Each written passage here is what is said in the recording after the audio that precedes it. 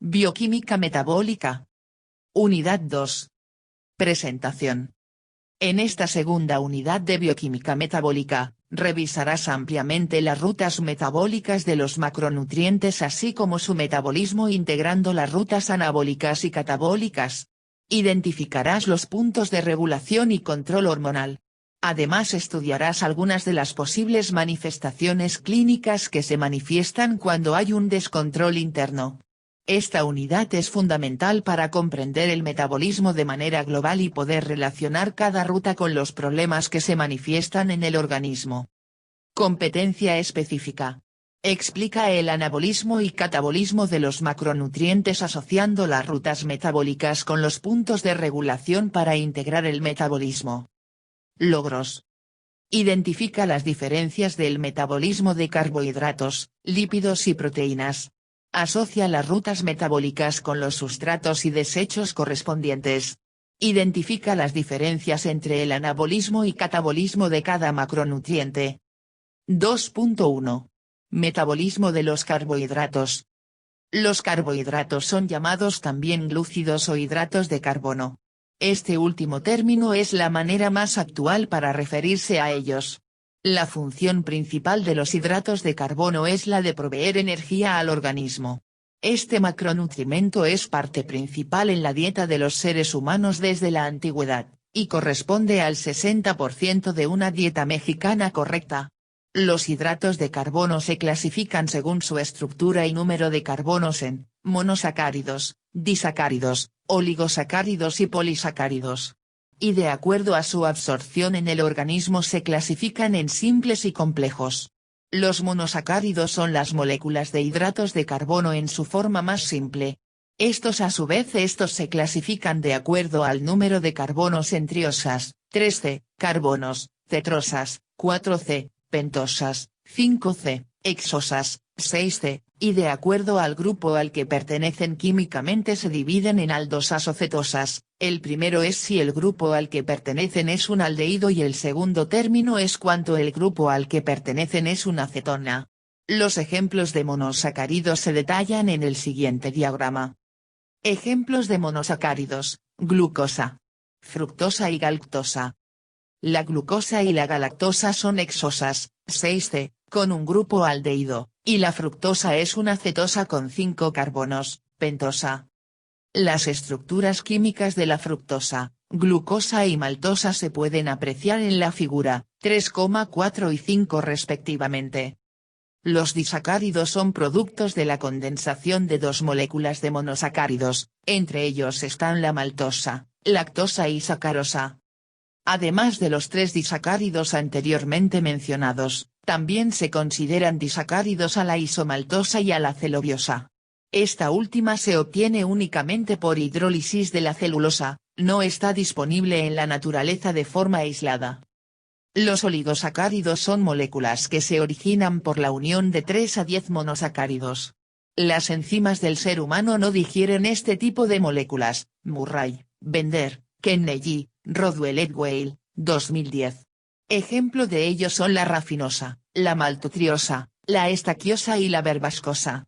La rafinosa se encuentra en la cebolla, maíz y algunas coles, la verbascosa en las leguminosas como frijol, lentejas, garbanzos, etc. Estos oligosacáridos están relacionados con la producción de flatos. Los polisacáridos son moléculas de más de 10 unidades de monosacáridos.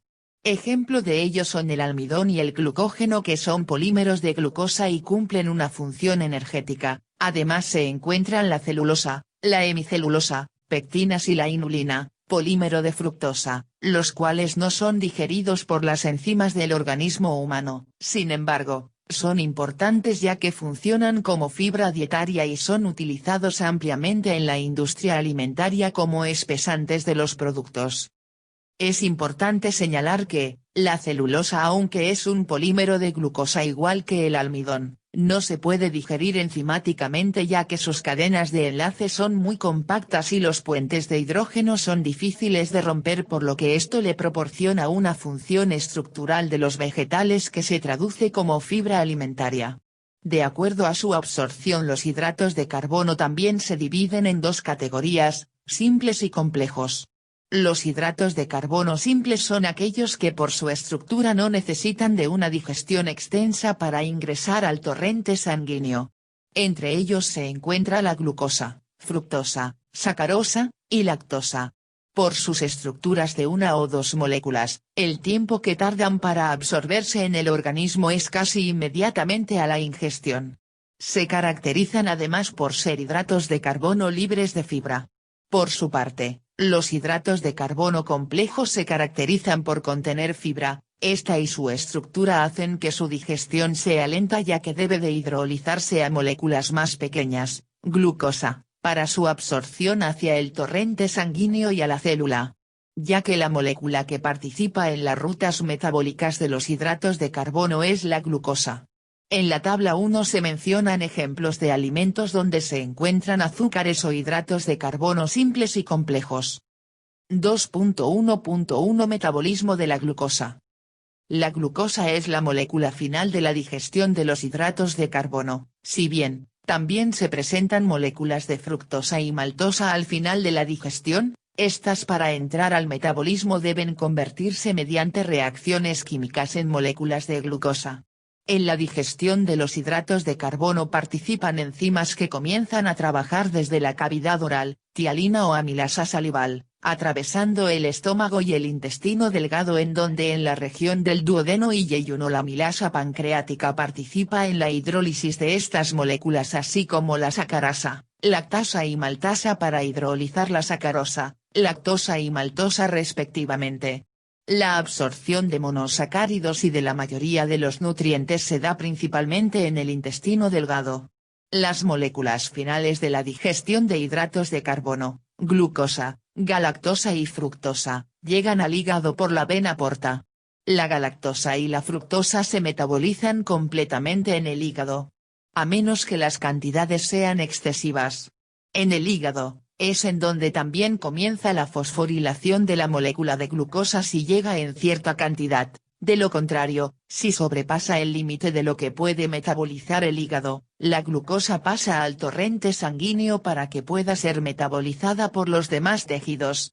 La fosforilación de la glucosa da como resultado a la glucosa 6-fosfato, molécula que dependiendo de diversos factores que se explicarán con detalle más adelante tiene diversas posibilidades de comenzar o participar en diversas rutas metabólicas como la glucólisis, glucogenogénesis, vía de las pentosas fosfato, glucogenogénesis, entre otras.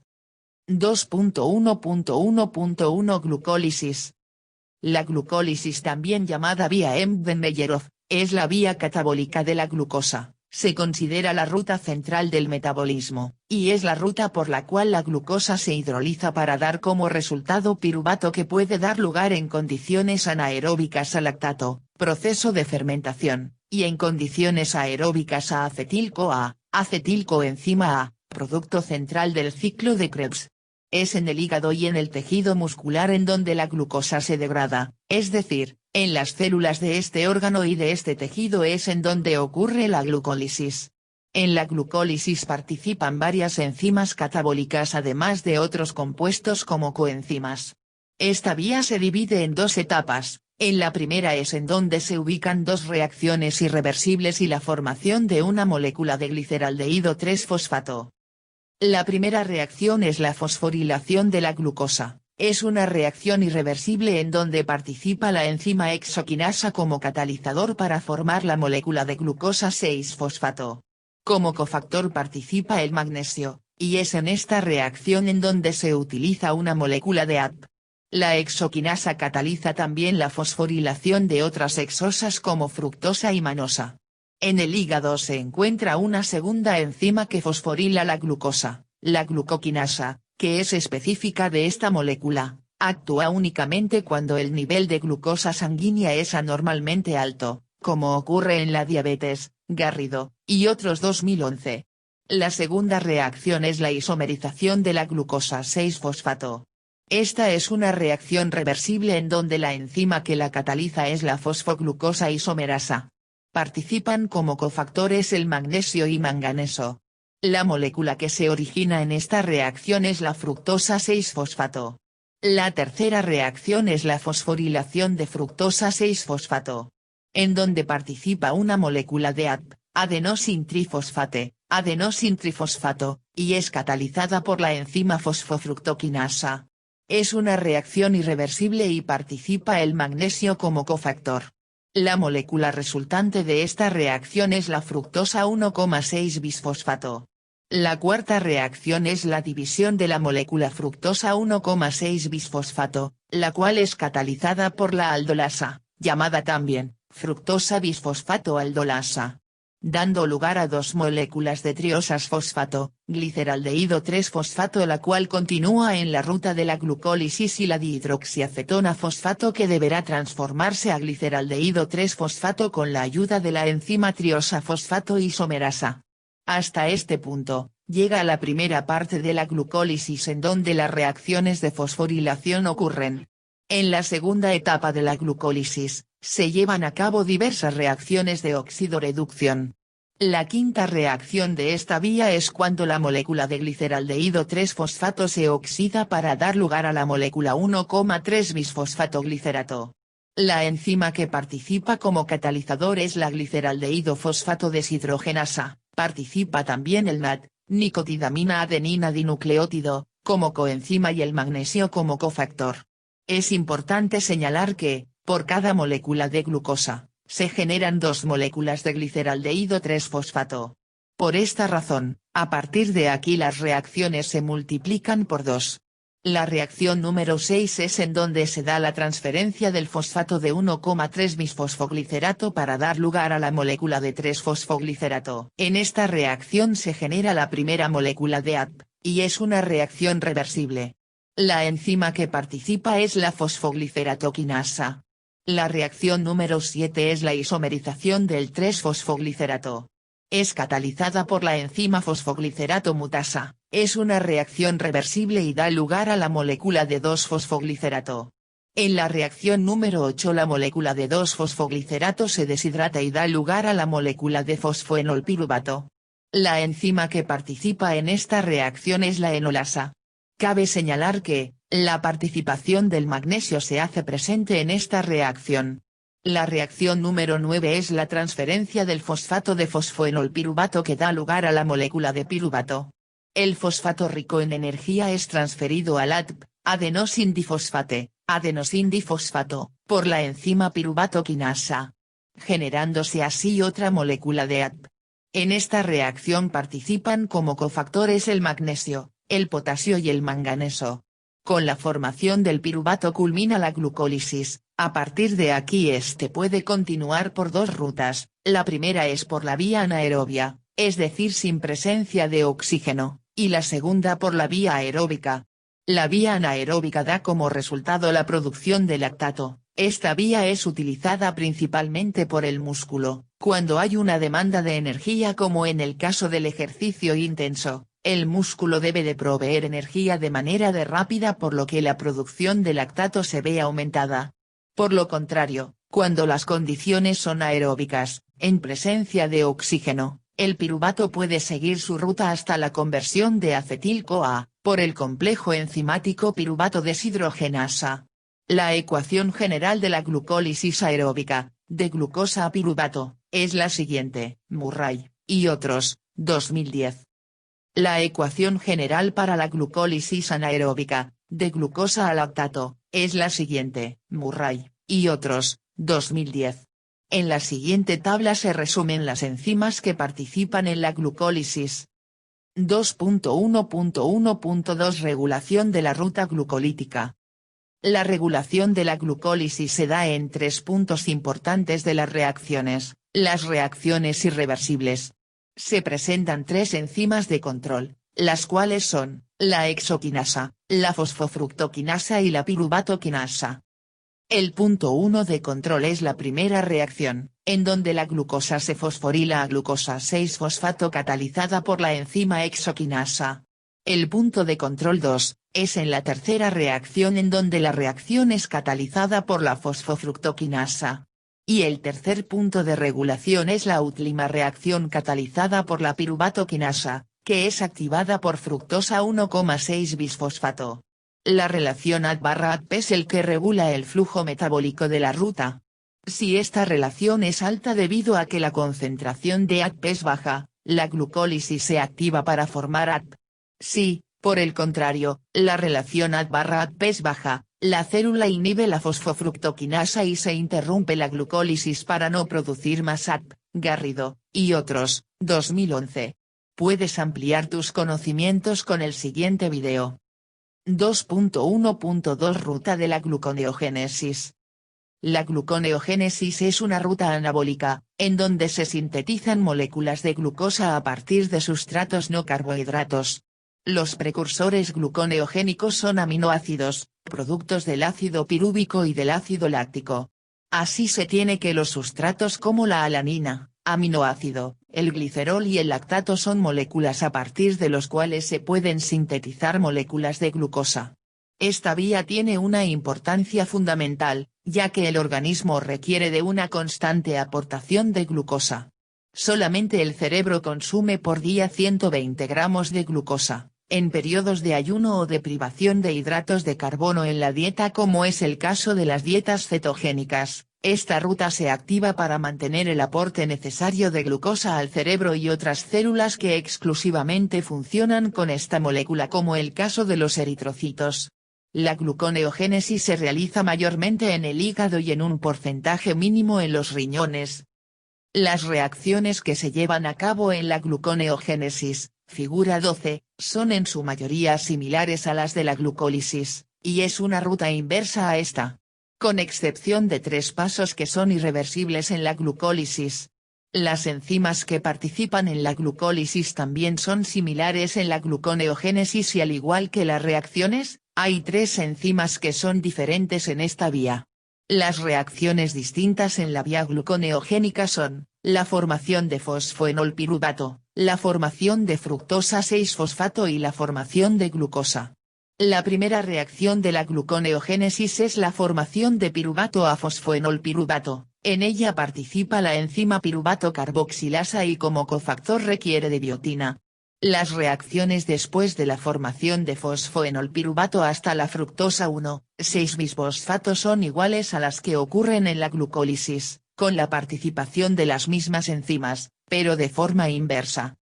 La segunda reacción diferente a la glucólisis, es la fosforilación de fructosa 1,6-bisfosfato, la enzima que participa es la fructosa 1,6-bisfosfata de la fructosa 6-fosfato pasa a la glucosa 6-fosfato similar a la glucólisis. La tercera reacción diferente a la glucólisis se da cuando la glucosa 6-fosfato se convierte en glucosa, con la participación de la enzima glucosa 6-fosfatasa. En la tabla 3 se enlistan las enzimas específicas de la gluconeogénesis. 2.1.2.1 Regulación de la gluconeogénesis. En la gluconeogénesis hay 3 puntos específicos en donde se regula la ruta. Estas reacciones son las que difieren de la glucólisis, en donde participan las siguientes enzimas, la piruvato carboxilasa, la fructosa 1,6-bisfosfatasa y la glucosa 6-fosfatasa. Para que estas enzimas activen o inhiban la ruta, hay sustancias y hormonas que la regulan. La piruvato carboxilasa se activa por la acetil-CoA y es inhibida por ATP. La segunda enzima, la fructosa 1,6-bifosfatasa, es activada por el ATP y se inhibe por la producción de ATP-AMP, adenosin monofosfate, adenosin monofosfato. La tercera enzima, la glucosa 6-fosfatasa, se inhibe por la glucosa y el fosfato. Existen también algunas hormonas que participan en la regulación de esta ruta, tal es el caso del glucagón, el cual activa la vía de la gluconeogénesis aumentando la actividad de la enzima fosfenolpiruvato carboxiquinasa, esto a su vez, inhibe la ruta de la glucólisis. La síntesis de las enzimas que son claves en la gluconeogénesis se ven controladas también por las hormonas insulina y cortisol. La primera suprime la síntesis de las enzimas y la segunda las induce. 2.1.3. Metabolismo del glucógeno. El glucógeno es un polímero que está formado por moléculas de glucosa. En el organismo se puede sintetizar y degradar según se necesite. En el ser humano, El glucógeno es una reserva energética que se encuentra principalmente en el hígado y en el músculo, almacenándose mediante un proceso anabólico llamado glucogénesis que se detallará más adelante. Aparte de almacenar glucosa y mantiene la glucosa sanguínea entre las comidas. El glucógeno también es una fuente de glucosa y obteniéndose mediante un proceso catabólico que se conoce como glucogenólisis. 2.1.3.1 Glucogenogénesis. La glucogenogénesis es la vía de síntesis de glucógeno. En esta ruta, la glucosa se fosforila para generar la molécula de glucosa 6-fosfato, reacción catalizada por la hexoquinasa en el músculo y por la glucoquinasa en el hígado. Regularmente esta reacción se da en mayor proporción en el hígado. La glucosa 6-fosfato se convierte en glucosa 1-fosfato con la participación de la enzima fosfoglucomutasa, para luego reaccionar con una molécula de uridina trifosfato, UTP, y formar la molécula de uridina difosfato glucosa, UTGLC, y pirofosfato. Esta reacción es catalizada por la enzima pirofosforilasa. Después de la formación de enlaces glucósidos, una molécula de glucógeno preexiste y a partir de aquí se inicia la reacción. La molécula precesora de glucógeno se forma sobre un preparador de proteína conocido como glucogenina. Esta forma una cadena corta que es un sustrato para la glucógeno sintasa, que es la enzima que generará la molécula de glucógeno. 2.1.3.1.1 Puntos de regulación. En el hígado la glucosa libre actúa como un sustrato regulador de la vía. Si la glucosa alcanza los niveles superiores a los normales, inmediatamente se inhibe la degradación de glucógeno, favoreciendo la glucogenogénesis. La glucogenogénesis está regulada hormonalmente por el glucagón, hormona que es sintetizada y liberada por las células alfa del páncreas, esto en respuesta a un nivel bajo de glucosa en sangre. A nivel muscular, la proteína quinasa AMPC inhibe la glucogénesis. A nivel hepático la epinefrina también inhibe la glucogénesis. 2.1.3.2 Glucogenólisis. Esta es la vía catabólica de la molécula de glucógeno para dar lugar a la molécula de glucosa. En el organismo, la glucosa es almacenada en forma de glucógeno, existiendo dos lugares de almacenamiento, hígado y músculo esquelético. Esta vía se activa cuando la demanda de glucosa a nivel sanguíneo es superior a lo disponible.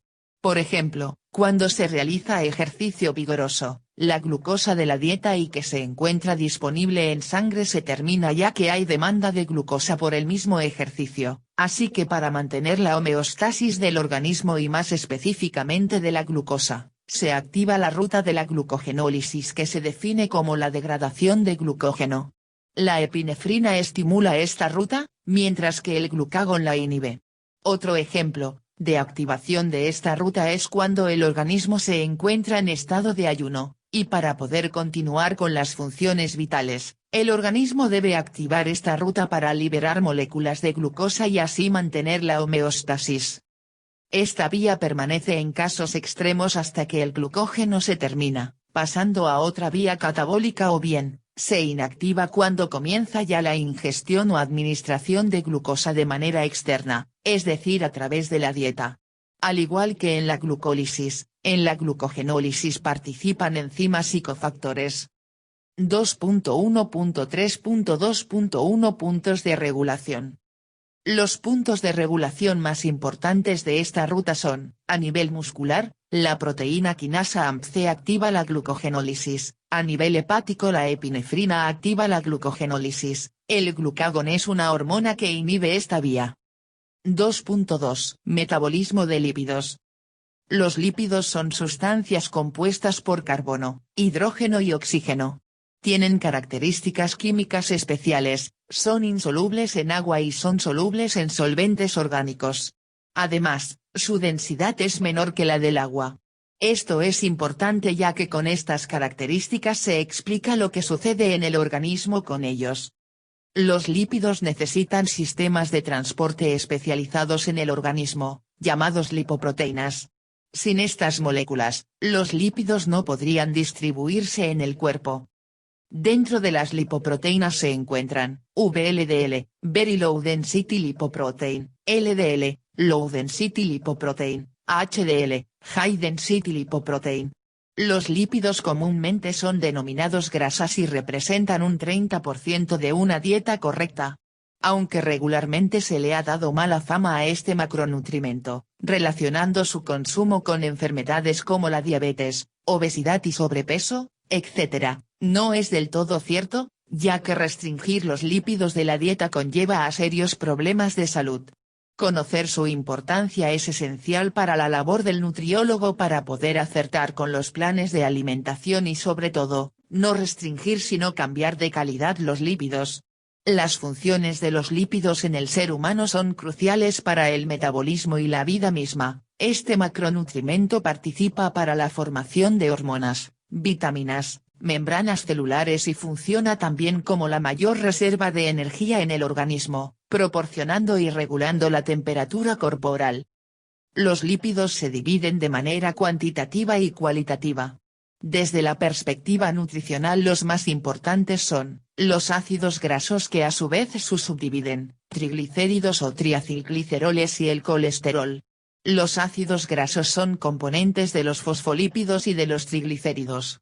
Consisten en cadenas lineales de átomos de carbono formadas por un grupo metilo y uno carboxilo en los extremos, Ascencio, 2012. Desde el punto de vista nutricional, las recomendaciones se centran en los ácidos grasos saturados, monoinsaturados y poliinsaturados, además de las grasas trans, los cuales son ácidos grasos hidrogenados parcialmente.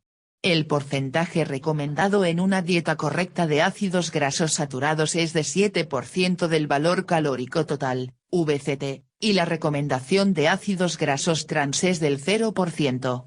Estos dos tipos de ácidos grasos se relacionan con enfermedades crónicas como la arteriosclerosis, dislipidemia y obesidad. En contraste, las recomendaciones de los ácidos grasos monoinstaurados y poliinsaturados son del 10 al 15% y del 8 al 10% del VCT, respectivamente. Dentro de esta clasificación se encuentran los omegas 3, 6 y 9. Estos se encuentran en los aceites como el de oliva, fig. 14, pescados, oleaginosas, nueces, pistaches, cacahuates, y aguacate, entre otros alimentos, y que se han relacionado con efectos antiinflamatorios y antioxidantes. El otro grupo en el que se clasifican los lípidos, son los triglicéridos o triacilgliceroles, llamados así porque en su estructura química contienen una molécula de glicerol junto con 3 ácidos grasos. Se considera como la principal forma de almacenamiento de grasa en el organismo en los adipocitos. Sobre todo en el tejido adiposo blanco, figura 15. El exceso del consumo de triglicéridos se ha relacionado directamente con la epidemia de la obesidad, la cual, en nuestro país es alarmante. La otra molécula lipídica importante es el colesterol. Este se puede sintetizar en el organismo, sin embargo, el consumo frecuente de productos con contenido de alto colesterol hace que se considere como un problema frecuente en la práctica, ya que el exceso de colesterol en el organismo está relacionado con enfermedades coronarias. Pero es fundamental también, aclarar que la función del colesterol para el organismo es sumamente importante ya que forma parte de las membranas celulares, es precursor de varias hormonas entre ellas las sexuales, de algunas vitaminas y de ácidos biliares. En los temas que se desarrollan más adelante, se detallará el metabolismo, anabolismo y catabolismo, de los ácidos grasos, triacilgliceroles y el colesterol, así como también sus puntos de regulación. 2.2.1 Metabolismo de los ácidos grasos. Como se mencionó anteriormente, los ácidos grasos son moléculas compuestas por átomos de carbono, hidrógeno y muy poco oxígeno. Químicamente son insolubles en agua y contienen una elevada cantidad de energía por gramo, 9 cal. Los ácidos grasos son componentes tanto de los triglicéridos como de los fosfolípidos. Se clasifican de acuerdo a la longitud de su cadena en ácidos grasos de cadena corta, de cadena media, de cadena larga y de cadena muy larga. Se clasifican también por los enlaces entre dos carbonos de la cadena. Cuando un ácido graso tiene un doble enlace se considera monoinsaturado, si tienen dos o más es poliinsaturado. Mientras que, Si no tiene ningún enlace doble se trata de un ácido graso saturado. En la siguiente imagen, figura 16, se puede apreciar el doble enlace cuando se trata de un ácido graso insaturado, y de los enlaces simples en el ácido graso saturado. Dentro de la clasificación de ácidos grasos saturados se encuentran ácido butírico, ácido caproico, ácido caprílico, ácido cáprico, ácido láurico, ácido mirístico, ácido esteárico, ácido palmítico. Dentro de los ácidos grasos monoinsaturados, importantes y esenciales para el buen funcionamiento del organismo se encuentran oleico, omega 9, gadoleico, palmitoleico, elaídico, gondoico, y los ácidos grasos poliinsaturados se encuentran linoleico, omega 6, linolénico, omega 3, araquidónico, adrénico, glupadónico. Los ácidos grasos naturales más frecuentes, han sido nombrados comúnmente para su mayor comprensión en la industria alimentaria. Sin embargo, es importante conocer también su denominación sistemática. Como la mayoría de los nutrimentos, los ácidos grasos son absorbidos en el intestino delgado, después de haber pasado por la digestión, en donde participan sales biliares para emulsificar y enzimas como la lipasa gástrica y pancreática para hidrolizar. Los ácidos grasos que llegan a la superficie de las células, son captados y utilizados para la producción de energía principalmente en las mitocondrias, Garrido, y otros, 2011. A partir de aquí, los ácidos grasos se oxidan, degradan, a través de la B-oxidación para producir energía. Sin embargo, cuando la producción de ácidos grasos es alta, es decir, cuando existe una oxidación aumentada, la ruta que se activa es la cetogénesis, producción de ácidos grasos. Tanto el anabolismo y catabolismo, se detallarán a continuación. 2.2.1.1 Catabolismo y puntos de regulación. Para que suceda el catabolismo de los ácidos grasos y así se genere energía, estas moléculas deben oxidarse. El mecanismo que se realiza para que esto suceda es la reacción denominada B-oxidación, que consiste en liberar dos átomos de carbono dando lugar a la formación de una molécula de acetil-CoA.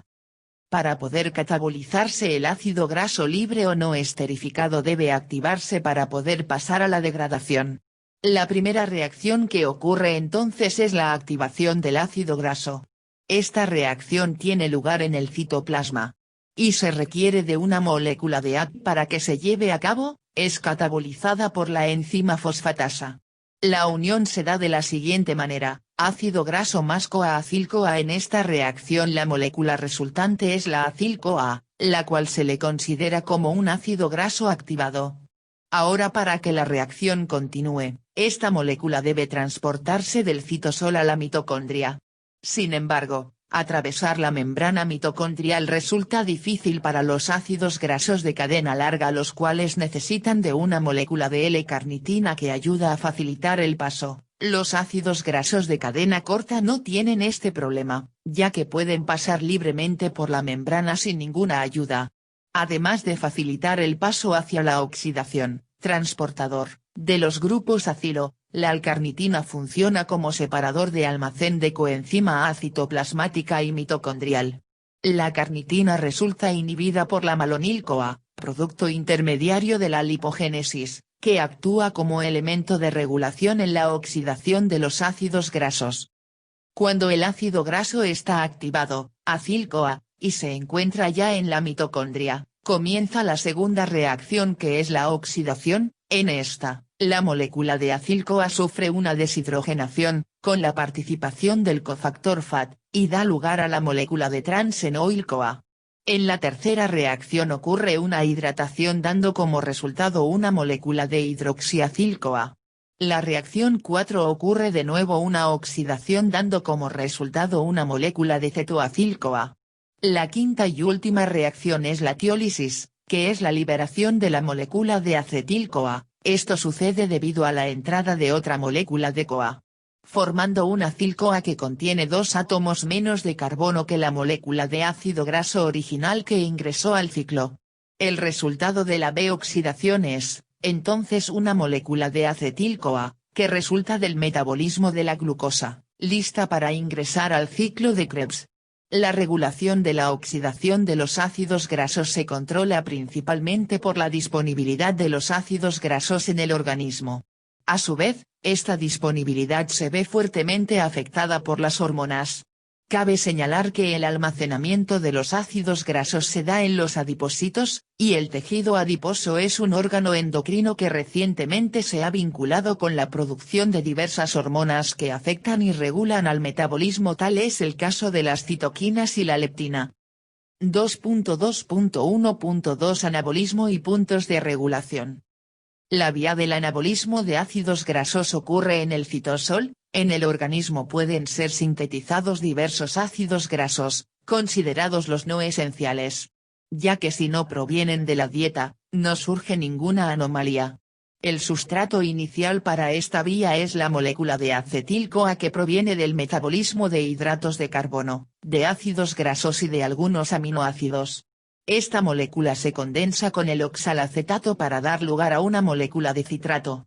Este proceso ocurre en la mitocondria. Sin embargo, el proceso del anabolismo de ácidos grasos ocurre en el citosol, como anteriormente se mencionó. Esto da lugar a que se proceda a hacer una transferencia en donde por medio de un transportador, la molécula de citrato vaya hacia el citosol para continuar con la síntesis. Ya en el citosol, la síntesis de ácidos grasos se completa en 3 etapas, que se describen en la siguiente figura. Etapas de la síntesis de ácidos grasos. 1. Biosíntesis de palmitato a partir de acetil-CoA. 2. Elongación de la cadena a partir de palmitato. 3. Desaturación. 1. El acetil y el malonil, se condensan para formar acetoacetil. A continuación sigue una reducción, una deshidratación y una segunda reducción. 2. Se forma de esta manera el butiril, que inicia un segundo ciclo de elongación, comenzando con la adición de una unidad de 2 carbonos procedentes del malonil. 7 ciclos de elongación producen palmitil, el cual se hidroliza hasta palmitato, producto terminal. 3. La síntesis de palmitato requiere 8 moléculas de acetil-CoA, 14 de NADPH y 7 de ADP, Garrido, y otros, 2011. La regulación de la síntesis de ácidos grasos se ve afectada por varios factores nutricionales entre los cuales se incluyen los que inhiben o activan esta ruta, Murray, y otros, 2010. Entre los factores que activan esta ruta se encuentran, el consumo excesivo de hidratos de carbono debido a que la glucosa excedente e intermediarios como piruvato, lactato y acetil-CoA, se convierten en grasa. El estado nutricional del organismo es el principal factor que regula el índice de lipogénesis. El consumo de sacarosa en lugar de glucosa. Insulina, al incrementar la actividad de acetil-CoA carboxilasa. Entre los factores que inhiben esta ruta están, la restricción calórica, la deficiencia de insulina, dieta con alto contenido en grasa. 2.2.2 Metabolismo de los triacilgliceroles.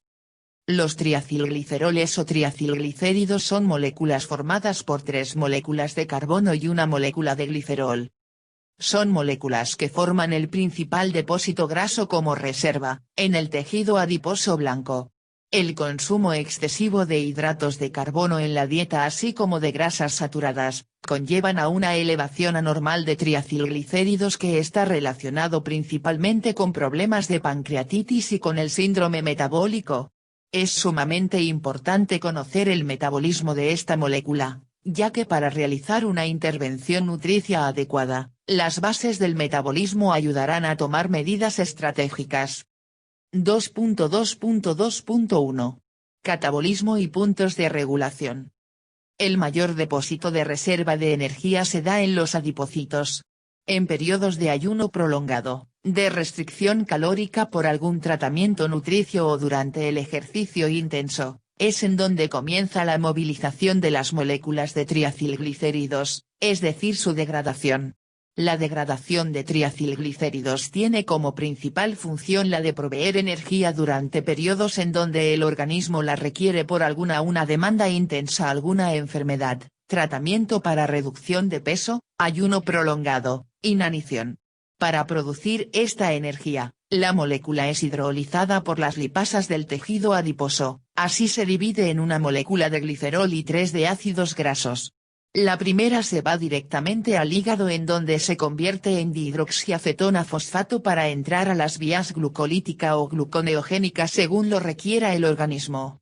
Los ácidos grasos por su parte, se deben de unir a la albúmina para transportarse hacia los tejidos que necesitan energía.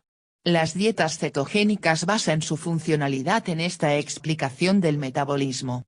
Cuando se priva al organismo de hidratos de carbono, la degradación de triacilglicéridos es obligatoria ya que el glucógeno termina rápidamente, por lo que hay movilización de las reservas de grasas en el tejido adiposo, con esto se explica la pérdida de peso. Sin embargo, lo mismo sucede cuando se restringe o se implementa un plan para reducción de peso y se realiza ejercicio. Ya que la movilización de estas reservas se dan cuando el organismo se encuentra en un estado de mayor gasto y menor ingesta. La regulación de esta vía catabólica se da principalmente a nivel hormonal que van activando o inhibiendo la secreción de diversas enzimas que participan en el catabolismo de estas moléculas. Las hormonas que promueven el catabolismo de los triacilgliceroles activando a la lipasa sensible a hormonas son, norepinefrina, glucagón, hormona adrenocorticotrópica, hormonas estimulantes de melanocitos, hormona estimulante de la tiroides, hormona de crecimiento, vasopresina. Es de suma importancia también la perilipina que permite que el almacenamiento y la desintegración de triacilgliceroles estén coordinados de acuerdo con las necesidades metabólicas del cuerpo, Murray, y otros, 2010. La insulina, participa inhibiendo esta vía de degradación. 2.2.2.2 Anabolismo y puntos de regulación. La síntesis de triacilglicerol se realiza a partir de dos sustratos, el glicerol 3-fosfato y el acil-CoA. Se necesitan 3 moléculas de ácidos grasos y una de glicerol 3-fosfato para formar una molécula de triacilglicerol. En el organismo, el sustrato de partida para formar una molécula de triacilglicerol es el glicerol 3-fosfato, que se forma por la reducción de la hidroxiacetona fosfato principalmente, pero también puede formarse a partir de glicerina y por la fosforilación del glicerol.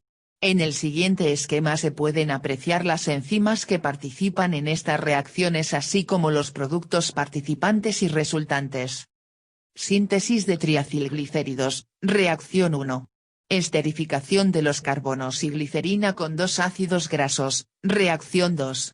Transformación del ácido fosfatídico, reacción 3. Formación del triacilglicérido, diacilglicérido más 1 molécula de acil-CoA. En la regulación de esta vía participan diversas hormonas.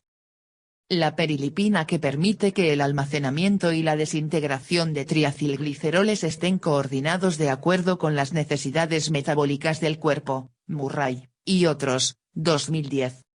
La insulina, participa estimulando esta vía. El tejido adiposo es el principal sustrato en donde la insulina realiza su acción. El aumento del consumo de hidratos de carbono en la dieta, afecta principalmente la síntesis de triacilglicéridos y, por lo tanto, elevando la cantidad en sangre. Por lo que, en las dietas para reducción de peso corporal o en casos de hipertrigliceridemia, uno de los puntos importantes es la reducción de hidratos de carbono en la dieta, además de alimentos con grasa saturada. 2.2.3 Metabolismo del colesterol. El colesterol es una molécula lipídica esencial para la vida. Se encuentra en el plasma y en la estructura de las células. En el plasma es transportada mediante lipoproteínas, ya que por sus propiedades químicas es imposible que viajen solas. Las lipoproteínas transportadoras se clasifican por su densidad, y dependiendo de esta, es el tamaño de molécula de colesterol que transportan. Así se tienen las lipoproteínas que por sus siglas en inglés se nombran, VLDL, Very Low Density Lipoprotein, LDL, Low Density Lipoprotein, HDL, High Density Lipoprotein. Todas ellas son necesarias en cantidades adecuadas. Si alguna es demasiado elevada o disminuida pueden aparecer manifestaciones clínicas importantes. La LDL, comúnmente denominado entre la población como colesterol malo, participa en la captación del colesterol y se encarga de transportarla hacia todos los tejidos. Por el contrario, la HDL, o conocida también como colesterol bueno, capta el colesterol libre de los tejidos y los transporta hacia el tejido para su eliminación por vía de los ácidos biliares. Comprender este sistema ayuda a entender el porqué de la génesis de la aterosclerosis, que conlleva a problemas cardíacos. Si hay un exceso de lipoproteínas LDL y baja cantidad de HDL, como en el caso de la dislipidemia, el resultado es entonces que el colesterol sí llega a los tejidos. Sin embargo, como hay una cantidad baja de HDL, el colesterol de los tejidos no puede ser transportado hacia el hígado para su eliminación, y así comienza a acumularse en las arterias. Otra de las funciones del colesterol es la de ser parte de las estructuras de las membranas celulares, y también es precursor de hormonas como las esteroideas, hormonas sexuales, ácidos biliares y vitamina D. Además, juega un papel importante en el metabolismo de las vitaminas liposolubles A, E, K y D, mencionada anteriormente. El colesterol puede sintetizarse en el organismo, por lo que si no se consume a través de la dieta no se presentan manifestaciones clínicas importantes, siempre y cuando el aporte de grasa sea el indicado. Las fuentes importantes de colesterol en los alimentos son yema de huevo, hígado, cerebro y demás productos de origen animal. 2.2.3.1. Catabolismo y puntos de regulación. La degradación del colesterol se da mediante hidrólisis y es denominado como esterificación del colesterol. Esta reacción involucra a la enzima colesterol-ester-hidrolasa, para que el colesterol pueda utilizarse para la síntesis de otros esteroides, como hormonas, o ácidos biliares en el hígado. La formación de ácidos biliares es el destino catabolismo del colesterol y es de las principales vías de excreción, además de las heces, en donde el oprostanol es el principal esterol. 2.2.3.2. Anabolismo y puntos de regulación. El colesterol producido vía endógena es de 700 miligramos diariamente. Para la producción de colesterol, existen 5 pasos fundamentales que a continuación se enuncian. 1. Síntesis de mevalonato a partir de acetil-CoA. 2. Formación de unidades isoprenoides. 3. 6 unidades isoprenoides forman escualeno. 4. Formación del anosterol. 5. Formación de colesterol. En el paso 1, ocurren una serie de reacciones en donde participan 4 enzimas diferentes. Primero, 2 moléculas de acetil-CoA se unen y forman una molécula de acetoacetil-CoA, a su vez, esta molécula se condensa con otra de acetil-CoA para la formación de HMG-CoA, 3-hidroxi-3-metilglutarilcoenzime A, mediante una reacción de reducción esta se convierte en mevalonato. Las enzimas que participan son las siguientes: tiolasa citosólica, HMG-CoA sintasa, HMG-CoA reductasa. Paso 1. Reacción 1. 1 molécula de acetil-CoA más 1 molécula de acetil-CoA, 1 molécula de acetoacetil-CoA, enzima participante, tiolasa citosólica. Reacción 2. 1 molécula de acetoacetil-CoA más 1 molécula de acetil-CoA, 1 molécula de HMG-CoA, enzima participante, HMG-CoA sintasa. Reacción 3. 1 molécula de HMG-CoA, 1 molécula de mevalonato, enzima participante, HMG-CoA reductasa. Paso 2. Formación de unidades isoprenoides. Se lleva a cabo una fosforilación y luego una descarboxilación, para formar el isopentenil difosfato. Paso 3. 6 unidades isoprenoides forman escualeno. En este paso hay una serie de reacciones en donde se forman diversas moléculas, tales como dimetilalil difosfato, geranil difosfato, farnesil difosfato y por último el escualeno. Paso 4. Formación del anosterol. En esta reacción la enzima que cataliza la reacción es la óxido-escualeno-lanosterol cicla. Paso 5. Formación de colesterol. La formación de colesterol a partir del anosterol tiene lugar en las membranas del retículo endoplásmico, Murray, y otros, 2010. Los puntos de regulación se encuentran, En la primera reacción, en donde es el sitio de acción de la clase más eficaz de fármacos que disminuyen el colesterol, las estatinas, que son inhibidores de la HMG-CoA reductasa. Así también el colesterol de la dieta inhibe las síntesis hepáticas. La insulina y la hormona tiroidea aumentan la actividad de la HMG-CoA, por lo que promueven la síntesis de colesterol. Por lo contrario, el glucagón y los glucocorticoides inhiben la acción de la HMG-CoA, por lo que las hormonas juegan un papel importante en la regulación de síntesis de colesterol. 2.3. Metabolismo de las proteínas. Las proteínas son macromoléculas compuestas por carbono, hidrógeno, oxígeno y nitrógeno. Este último elemento es el que le confiere las propiedades características a este grupo. Las proteínas están constituidas por pequeñas moléculas llamadas aminoácidos. Estos a su vez, tienen en su estructura el grupo carboxilo, CO, y un grupo amino, NH2, que es el que los caracteriza. Los aminoácidos son las unidades más pequeñas que conforman a las proteínas. El número de aminoácidos, es decir la longitud de una cadena, le confiere el nombre de péptido, dipéptido, oligopéptico, polipéptido y proteínas. Estas últimas están conformadas por más de 50 unidades de aminoácidos, uniéndose entre sí mediante los enlaces peptídicos. Existen cerca de 20 aminoácidos que son parte de las proteínas. Las proteínas tienen niveles de organización y presentan diversas estructuras como las primarias, secundarias, terciarias y cuaternarias, Fig. 24. Estas informan de las características que contienen las proteínas. Para clasificar a los aminoácidos, que son las partes más pequeñas de una proteína, se utilizan los términos esenciales y no esenciales. Cabe señalar que todos los aminoácidos son requeridos por el organismo sano. Sin embargo, los términos esencial, no esencial y semiesencial, se refieren a que los primeros no pueden sintetizarse en el organismo, y por lo tanto son esenciales en la dieta. Los aminoácidos esenciales son valina, leucina, isoleucina, treonina, lisina, metionina, fenilalanina y triptófano. Los segundos, los no esenciales, se refieren a los aminoácidos que el cuerpo sí puede producir y no necesariamente deben de provenir de la alimentación.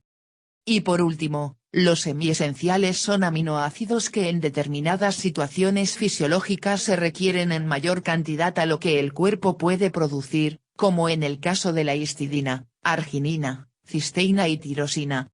Se utiliza también otra clasificación de los aminoácidos, los aromáticos y los de cadena ramificada. Los de cadena ramificada son aminoácidos esenciales, leucina, valina e isoleucina, importantes en la síntesis de proteínas en el organismo, intervienen diariamente en el recambio muscular. Los aminoácidos aromáticos son la tirosina, el triptófano y la fenilalanina. De estos, solamente la tirosina es sintetizada en el organismo, por lo que al triptófano y a la fenilalanina se consideran esenciales. Son denominados aromáticos ya que tienen en su estructura un grupo aromático, fenilo. Los aminoácidos aromáticos participan en la contracción muscular y son precursores de otros metabolitos. Las funciones de las proteínas son diversas, contrario a lo que se piensa erróneamente que es solamente estructural. Además de esta, tienen diversas funciones vitales como catalíticas, enzimas, reguladoras. Ejemplo de ello son las hormonas como la insulina, y los neurotransmisores como la dopamina. Transportadoras, como la hemoglobina, albúmina, lipoproteínas, HDL, LDL, VLDL, defensivas, inmunoglobulinas y factores de coagulación, reserva, mioglobina y ferritina, energéticas, plásticas o estructurales, como la queratina de las uñas y cabello y el colágeno de la piel. El catabolismo y el anabolismo de proteínas a nivel celular se hace de manera continua y diariamente. Se espera que el balance de nitrógeno sea neutro, es decir que lo de la ingesta sea igual a la pérdida, con excepción de los casos en donde se necesite que el anabolismo sea mayor que el catabolismo, ejemplo, embarazo, crecimiento. Los aminoácidos se dividen desde el punto de vista nutricional en aminoácidos glucógenos y cetógenos, deben sus nombres a su capacidad de formar exclusivamente moléculas de glucosa o de cuerpos cetónicos, respectivamente. 2.3.1 Catabolismo y puntos de regulación. El catabolismo de las proteínas sucede en el hígado. En este órgano, los aminoácidos pueden seguir por tres rutas: pasar a la circulación sistémica sin metabolizarse, originar compuestos tales como albúmina, proteínas plasmáticas, purinas, etc. Producir energía. Los aminoácidos son la tercera fuente de energía para el organismo, siendo los hidratos de carbono y los lípidos los principales. Entre las diversas funciones que tienen las proteínas es la de generar energía. Esto sucede cuando se consumen más cantidades de proteínas que el organismo requiere, y debido a que los aminoácidos no pueden depositarse en algún reservorio en el cuerpo, deben utilizarse o excretarse. Este es el principal punto de regulación.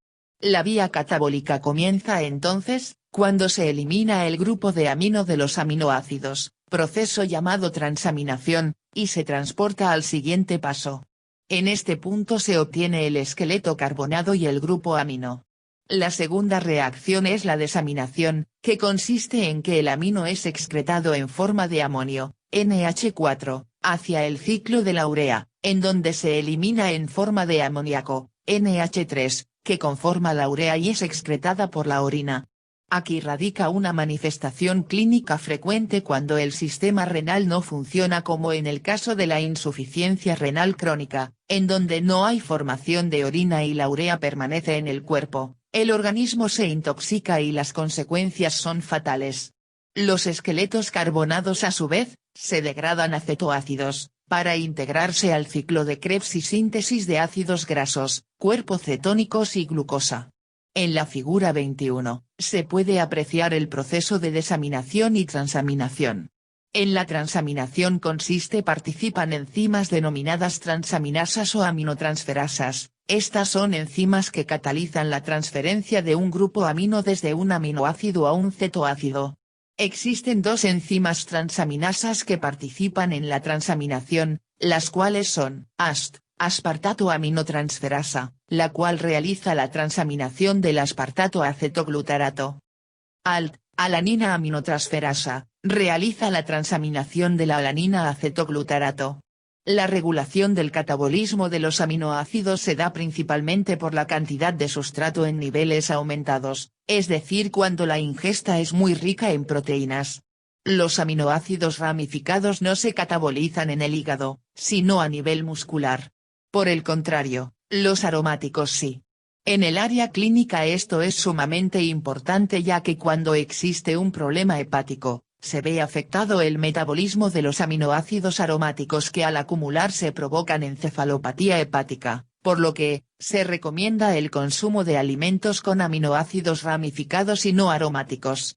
Si bien, los esqueletos carbonados se utilizan para originar energía y originar compuestos, los esqueletos de ciertos aminoácidos se degradan hacia intermediarios anfibólicos. El catabolismo de las proteínas se realiza en sitios como el hígado y el músculo. Sin embargo, es importante también conocer que los enterocitos del intestino delgado participan en el metabolismo de estas moléculas, convirtiendo a algunos aminoácidos imprescindibles para el buen funcionamiento de estas células. Tal es el caso de la glutamina, que compensa las pérdidas por descamación. Otros aminoácidos como el glutamato y el aspartato son también metabolizados en esta zona, con el objetivo de que su producto nitrogenado no esté en cantidades elevadas en el organismo, y así evitar la toxicidad que se ha demostrado con roedores en el laboratorio. El metabolismo de aminoácidos que se realiza en el intestino no es regulado hormonalmente. A nivel muscular, la captación de aminoácidos se utiliza principalmente para la síntesis de proteínas. A este nivel la insulina actúa, estimulando este proceso. Cuando la insulina es deficiente, como en el caso de la diabetes, la síntesis de proteínas se ve afectada, por lo que hay retraso en el crecimiento, hay pérdida de masa muscular, y por lo tanto, pérdida de peso o difícilmente logran obtener ganancia muscular. La captación de aminoácidos es elevada después de consumir los alimentos. En los periodos interdigestivos y de ayuno la captación disminuye y aumenta la liberación de aminoácidos que participan en la gluconeogénesis, especialmente la alanina y glutamina. Cuando el organismo se encuentra frente a un ayuno prolongado o la privación de los alimentos, la proteólisis comienza a nivel muscular liberando sobre todo isoleucina, valina y leucina. 2.3.2 Anabolismo y puntos de regulación. El anabolismo de aminoácidos es la síntesis de estos compuestos que da lugar a las proteínas en el organismo, las cuales sirven como coenzimas, estructuras de las hormonas, formación de tejido muscular, entre otras muchas funciones. El anabolismo de los aminoácidos es regulado por la insulina, participando esta en la captación de proteínas a nivel muscular. La inhibición de esta vía es afectada por los glucocorticoides. La síntesis de aminoácidos es distinta en sus precursores, así, los aminoácidos esenciales y los no esenciales provienen de distintos sustratos. Los aminoácidos no esenciales pueden sintetizarse en el organismo, a partir de precursores, los cuales son, piruvato, cetoglutarato y fosfoglicerato y no necesariamente deben de ingerirse en la dieta. Entre los que se encuentran, glutamato, alanina, arginina, glutamina, prolina, serina, glicina, cisteína, aspartato, asparagina. Los aminoácidos esenciales por su parte, son lo que deben de suministrarse, a través de la dieta, ya que el organismo no puede sintetizarlos y la deficiencia de alguno de ellos se manifiesta clínicamente. Entre los aminoácidos esenciales se encuentran, lisina, treonina, metionina, isoleucina, valina, leucina, fenilalanina, tirosina, triptófano, histidina, semiesencial. En el esquema siguiente, se describen los precursores y los aminoácidos resultantes tanto esenciales como no esenciales. 2.3.3 Productos de desecho. Cuando ocurre la desaminación de los aminoácidos, se libera amoníaco, producto tóxico que debe ser desechado ya que si se acumula en el organismo puede ser letal. El amoníaco es transformado en urea a través del ciclo que lleva su nombre, ciclo de la urea. La urea es la principal forma de excreción de nitrógeno. El ciclo de la urea tiene como finalidad la desintoxicación del amoníaco. Este ciclo se lleva a cabo en el hígado y está regulado por efectos alostéricos e inducción enzimática. Todo el amoníaco producido por el hígado y los microorganismos del intestino llegan por la vena porta al sitio de acción, hígado. De acuerdo a la regulación alostérica del ciclo de la urea, las reacciones comienzan con la formación del carbamilfosfato, reacción 1, siendo su efector el acetilglutamato. Este a su vez es activado por la arginina como se aprecia en el siguiente esquema. Regulación alostérica del ciclo de la urea. Reacción 1. Formación del carbamilfosfato, arginina, intermediario del ciclo. Activa a acetilglutamato. Carbamilfosfato. La actividad enzimática es activada por la cantidad de proteínas que provienen de la dieta, siendo este el punto inicial para el catabolismo de este macronutriente. Sin embargo, esta vía también es activada por el ayuno, en donde se inicia la cascada de señales para comenzar con la gluconeogénesis. Con el ciclo de la urea se asegura que el amoníaco, sustancia altamente tóxica, no ingrese a la sangre. Tanto la regulación enzimática y alostérica no pertenecen como tal al ciclo de la urea, sin embargo, son productos activadores para comenzarlo. En este ciclo, participan 5 sistemas enzimáticos que se pueden observar en el siguiente esquema, ocurren en la mitocondria y en el citosol. El producto inicial del ciclo de urea es la ornitina, para luego formar por medio de reacciones químicas los compuestos como la citrulina, arginosuccinato, arginina y fumarato, y finalmente ornitina y urea. Siendo esta última, urea, la que pasa a desecharse. Formación de citrulina, argininosuccinato, arginina y fumarato, ornitina y urea, ornitina. El primer punto para la activación del ciclo es la condensación de amonio con bicarbonato. Esta reacción es catalizada por la enzima carbamilfosfato sintetasa, dando lugar a una molécula de carbamilfosfato. Aunque esta reacción no pertenece como tal al ciclo de la urea, es imprescindible para su inicio.